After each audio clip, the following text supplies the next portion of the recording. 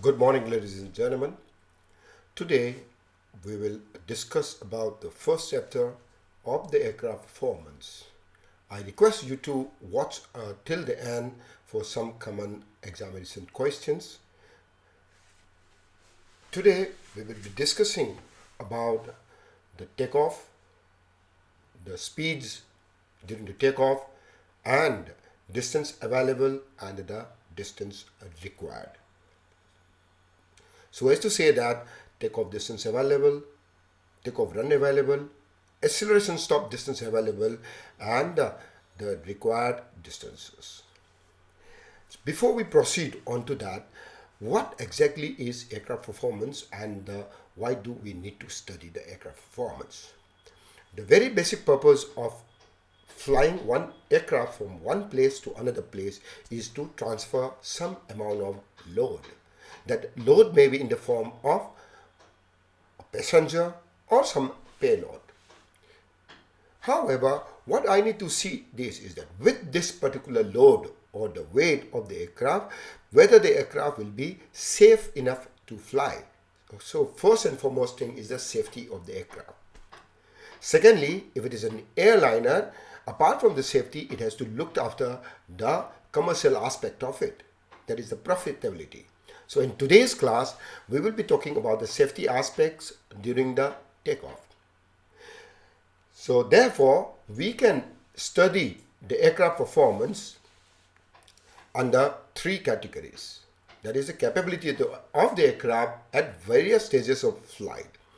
Okay. The first category is known as the mandatory performance, which is nothing but the minimum let down performance to be met by the aircraft for the grant of certificate of airworthiness. It is the minimum letdown. However, there is one more performance aspects we need to see thinking about the daily operations. That kind of a performance is known as the operational performance, the performance specified by the manufacturer for the day-to-day operation of the aircraft. During the certification of these aircrafts, this company has to demonstrate it to the regulators that kind of a performance which is achieved during the demonstration flights during the certification is known as the demonstrated performance. The mandatory performance is said that is the minimum letdown performance which has to be met. Okay. This minimum letdown performance will look after the safety of the aircraft at different stages of the flight. This mandatory performance can also be classified under two categories, that is gross performance, which is again used for the certification, which is the performance of the aircraft, that is the average performance of the aircraft expected to be achieved by the entire fleet of the aircraft under normal conditions. However, this performance may or may not be achieved depending upon lot many conditions. So therefore, we need to derive something known as the net performance. Primarily, the net performance look after the obstacle clearance criteria. So that means to say that my net flight path after having lost one engine should be able to clear all the obstacles in different stages of the flight by the required regulatory margin. This performance is obtained by reducing the gross performance in a specified manner. Variation in operating techniques, in order to cater for the variation in operating techniques, maintenance practices, degradation of the aircraft performance due to aging of the aircraft fleet, and the deviation of the environmental conditions from those assumed. So this net performance is obtained from the gross performance by reducing certain percentage. During the takeoff phase, the reduction for a twin engine aircraft is 0.8%, whereas that of a four engine aircraft will be 1.0% during the takeoff phase. As far as the en route phase is concerned, the net performance is derived from the gross performance by reducing 1.1% for the twin engine aircraft and 1.6% for the four engine aircraft. As we have seen, or I have explained earlier, the mandatory performance, when we are deriving the mandatory performance, it is considered that one engine or the critical engine is failed. That you may say is the worst condition. Okay, in this condition, my aircraft net flight path should be able to clear all the obstacles and all the phases of the flight. Coming to the specific phase of the flight, that is the first phase of the flight, takeoff. So what do we define takeoff as? It is the part of the flight starting from the brake release to a point where the aeroplane reaches a specific height. This specific height is known as the screen height, which is 35 feet for the performance category type A aeroplane, and for the performance category type B aeroplane, this screen height is 5050. So here the starting of the aircraft is the brake release. The aircraft has the ground roll, thereafter the airborne acceleration stage, and it will reach the screen height, which is 35 or 50 feet depending upon the aircraft type. This particular phase of the flight is known as the takeoff. So in order to take off, we will require certain space. The first and the foremost space what we require is the runway. Runway is defined as the area on land, aerodrome, prepared for landing and the takeoff of the aircraft, which is a rigid or flexible rectangular area on the concrete or asphalt used for takeoff and landing. This all of us by and large know. The next is this distance. This distance is known as the takeoff run available. The takeoff run available is generally the physical length of the runway available. Coming back to the in case for any reason during the takeoff roll, if you or the captain decide to reject the takeoff, by the term reject means it's abandon the takeoff, the aircraft should be able to come to a complete stop. Okay, so that distance, okay, when the aircraft comes to a complete stop is known as the acceleration stop distance required. So at the end of the runway, if you are given with a specially prepared surfaces to help the aircraft stop during the reject takeoff, okay, which is known as the stopway. This specially prepared surface, which is known as a stopway, okay, should be at least as wide as the runway, which should be centered around the runway, and which should be able to support the aeroplane during the aborted takeoff. If this portion is available, okay, this portion is known as the stopway. The next available distance is known as the clearway. The clearway is a space which is designated or meant for the initial climb of the aircraft, which is from the end of the runway. The clearway minimum width has to be 152 meters or 500 feet. And in a plane from the ground, okay, with a gradient of 1.25, not more than 1.25, there should not be any obstacle. However, the threshold light may protrude this clearway plane provided their height is less than or equal to 0.66 meters or 26 inches. But how long can this clearway be? For example, if you are going to take off on a desert or towards the sea or an ocean, then it is limitless. But however, the maximum length of the clearway cannot be more than the takeoff run available, which we call it as a tora also, half of tora. This particular distance from the beginning of the runway till the end of this clearway is known as the takeoff distance available. But in certain airports or in certain airfields, you may not have the clearway as well as you may not have the stopway. In that case, the end of the runway, okay, will be considered as the takeoff distance available, and the end of the runway will also be considered as the acceleration stop distance available. So, while we were talking about the safety of the aircraft, the first and foremost thing which we need to look after is the engine failure during the phase of the takeoff. The speed at which we consider or we assume that the engine will fail is known as the V engine failure, or in short VEF. So VEF is the calibrated airspeed at which the critical engine is assumed to fail.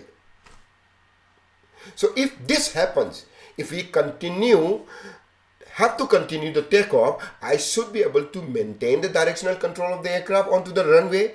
So therefore, I need to define one more speed, which is known as the VMCG, that is velocity minimum control on ground.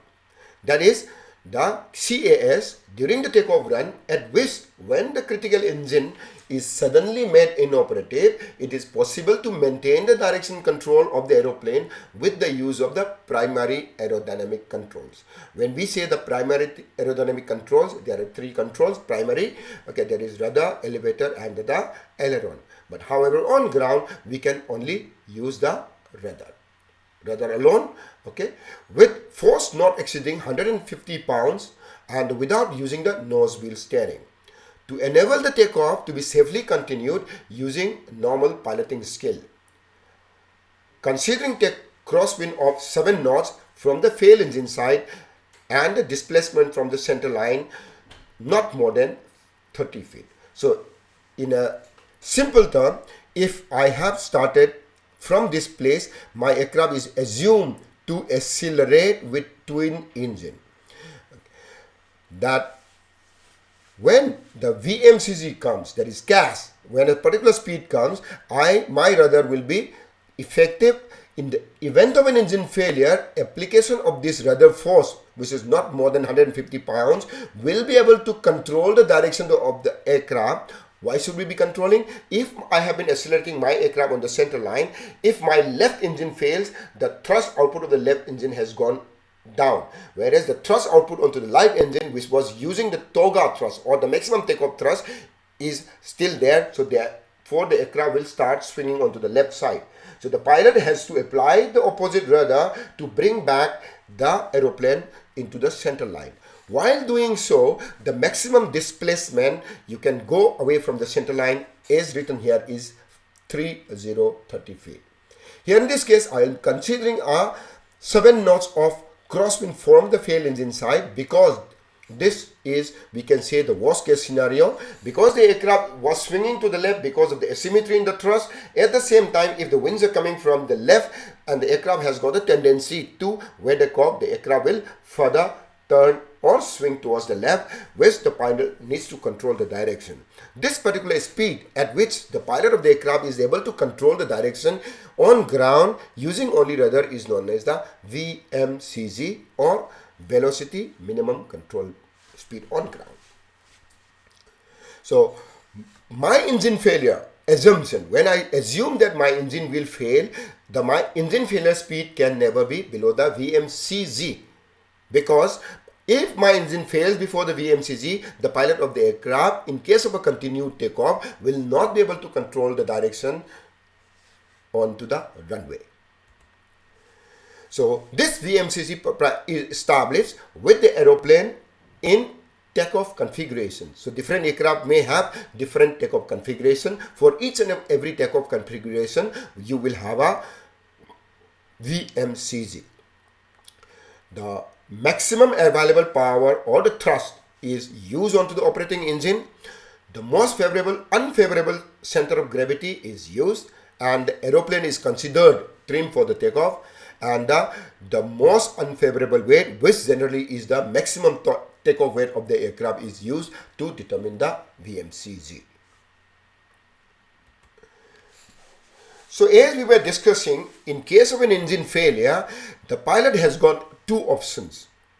That is, the option is that to reject the takeoff, as we have discussed, or to abandon the takeoff, or to continue the takeoff. So he has to decide a speed, the maximum speed onto the ground, at which he must decide whether to reject the takeoff or to continue the takeoff. So if he has to continue the takeoff, he has to the aircraft has to achieve the V2 by 35 feet, that is the screen height, within the takeoff distance available.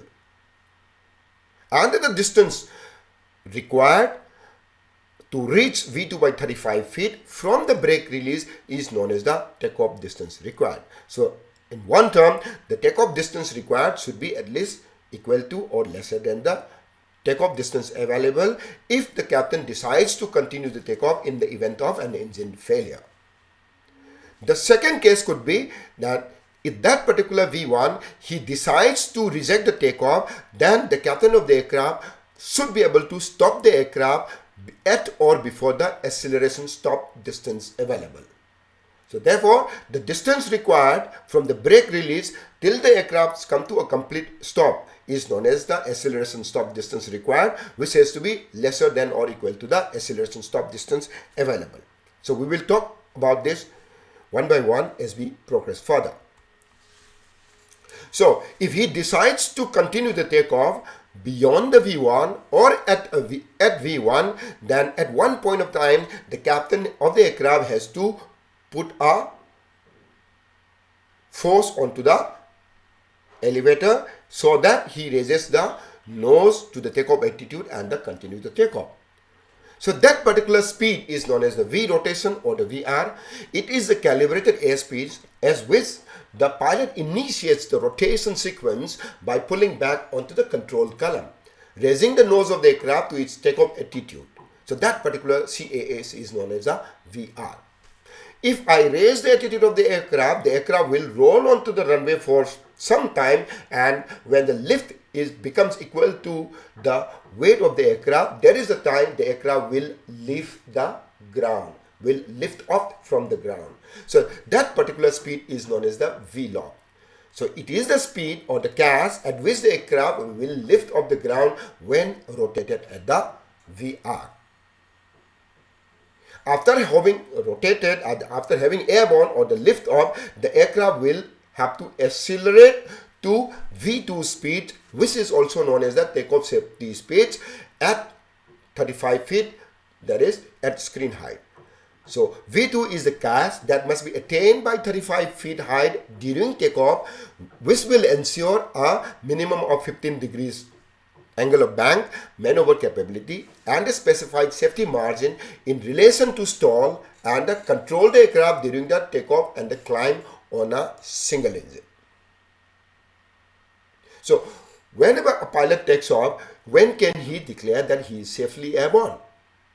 A pilot can declare that he is safely airborne when he reaches V2 speed at 35 feet, that is the screen height. So that is why the name of the V2 is takeoff safety speed. After having airborne, I should be able to control the direction of the aircraft. So there will be one more speed which is known as the minimum controllable speed in the air, above which, at or above which, the aircraft will be able to control the direction of the aircraft in the event of engine failure in the air. So that particular speed is known as the minimum control speed in the air, or in short VMCA.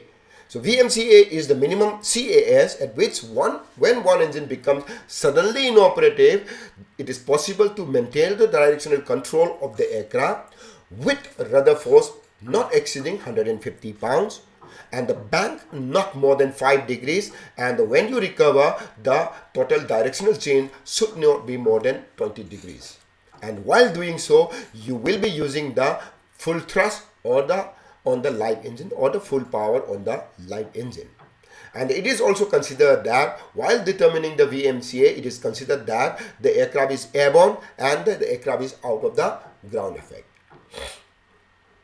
This particular VMCA by regulators may not exceed 1.2 times of conventional V-stalling. But however, if we talk about the fly-by-wire, wherein the V-stalling or the aircraft is protected from the stall, they define a particular speed which is known as the VS1G, or in some other terms it is also known as the VSR. The VS1G or the VSR is where the speed at which the lift becomes equal to the weight of the aircraft. So in other words, we can say that the VS1G is the speed where the load factor becomes 1. So therefore the name given is VS1G. Similarly, different assumptions has to be taken while determination of the VMCA. Over and above those conditions or conditions which are assumed in the VMCG, which are listed in the white font here, the VMCA assumes additional conditions that are written in the green color here, that the aircraft is airborne and out of the ground effect, landing gear is retracted, and the inoperative engine is windmilling. Continuing further, we were talking about the distances, so I will talk about the required distances. First is, if the captain decides to reject the takeoff, he has to stop the aircraft. Okay, the accelerated stop distance required on a dry runway is therefore the greater of the following conditions. In case of an engine failure, ASD is the acceleration stop distance required, N-1 is one engine failure. Okay, dry is on a dry runway, is equal to the sum of the distance necessary to accelerate the aircraft with two engines at takeoff power up to V engine failure. Thereafter, my critical engine will fail and the aircraft will accelerate from V engine failure to V1, assuming the critical engine fails at V engine failure and the pilot take the first action to reject the takeoff at V1. This time between V engine failure and the reaching the V1 or decision taking is given as 1 second. This 1 second is the time which is required to identify that one engine has failed. So he will take, after engine failure, after 1 second, the decision speed will come, that is the V1, wherein the captain decides to reject the takeoff in this case and come to a full stop. That distance is taken, and additionally a distance equivalent to 2 seconds at constant V1 speed is also added. Why this particular distance corresponding to 2 seconds is added is, after having decided to reject the takeoff, the captain closes the thrust lever or the power lever. While doing so, it will take the aircraft for the aircraft to spool down. So it is a delay in the system. When the auto brake is used, it has got its own latent delay. So in order to cater for this delay in the aircraft system, a distance which is equivalent to 2 seconds are added, okay, to the distance wherein the aircraft comes to a complete stop. The total distance is known as the acceleration stop distance required for a single engine on a dry runway.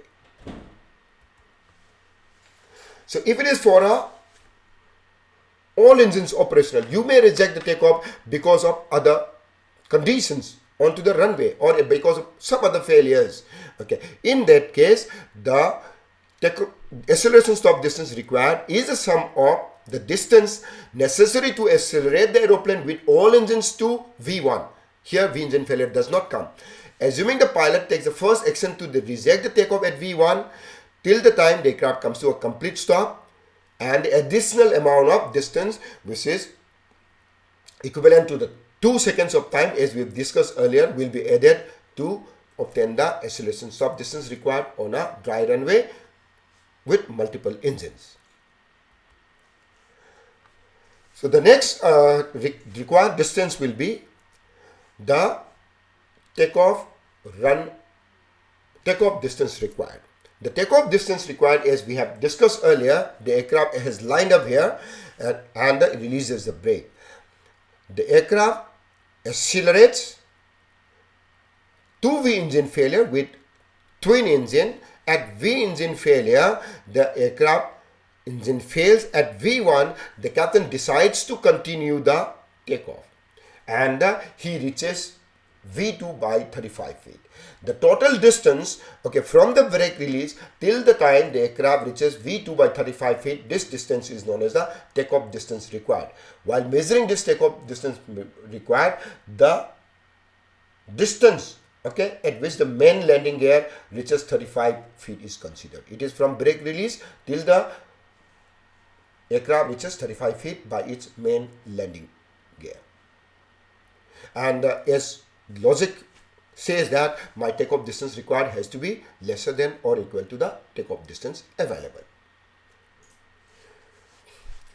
Thereafter, another required space will be a takeoff run required. Takeoff run required is nothing but the distance required for the ground run of the aircraft. One may say that the entire length of the runway is available for the ground runway, but where is the margin? We have to give a margin. Okay, so therefore the takeoff distance takeoff run required is considered a distance from the standing start or the brake release till the time you reach the VLOF, and add a distance which is halfway between the time the aircraft reaches VLOF and the distance at which the aircraft reaches V2 by 35 feet. So in this yellow line, the aircraft has reaches the VLOF, and in this yellow line, once again, it reaches the V2 by 35 feet. This total distance, if I take half of this distance, okay, and add to the distance required to achieve the VLOF, this total distance is known as the takeoff run required on a dry runway. Whereas when we talk about the wet runway, we can take a particular credit of reduction of the screen height to 15 feet. In this case, if the runway is wet, the takeoff run required will be defined as the distance from the standing start or the brake release till the time the aircraft reaches 15 feet above the ground. This total distance is known as the takeoff run required on a wet runway.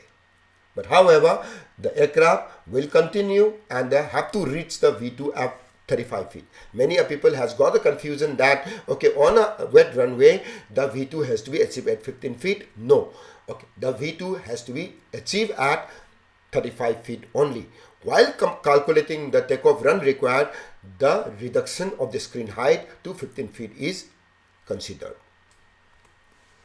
So after having seen that takeoff distance required versus the distance available, okay, some of the examination questions of some of the very basic questions could be, by how much percentage is reduced from the gross performance to get the net performance during the takeoff. Yes, we have seen that. Okay, during the takeoff for a twin engine aircraft, it is reduced by 0.8, whereas for the multi-engine or the 4-engine aircraft, it is 1.0. What is the screen height? For a performance type A aircraft, it is 35 feet, whereas for type B aircraft, it is 50 feet. What is the maximum gradient of a clearway up to which there should not be any obstacle? The maximum gradient should be 1.25%. What is the minimum width of the clearway? It should be at least 500 feet. And can V1 be lower than the V engine failure? It will never happen, because the engine failure will happen. Okay, thereafter 1 second is given for the captain to recognize the engine failure, and he decides at V1 to reject the takeoff or to continue the takeoff. After having seen this, I thank you all for listening to my class or the lecture. If you like, please do subscribe onto my channel and also press the like button. And if you feel it is worth sharing it to your friends, you can also share it to your friends, and also press the bell icon so that you will be informed whenever my next video comes up. Anyone has got a questions or any particular topic to be covered by me, then you can drop it on the comment box. Thank you, ladies and gentlemen. Have a nice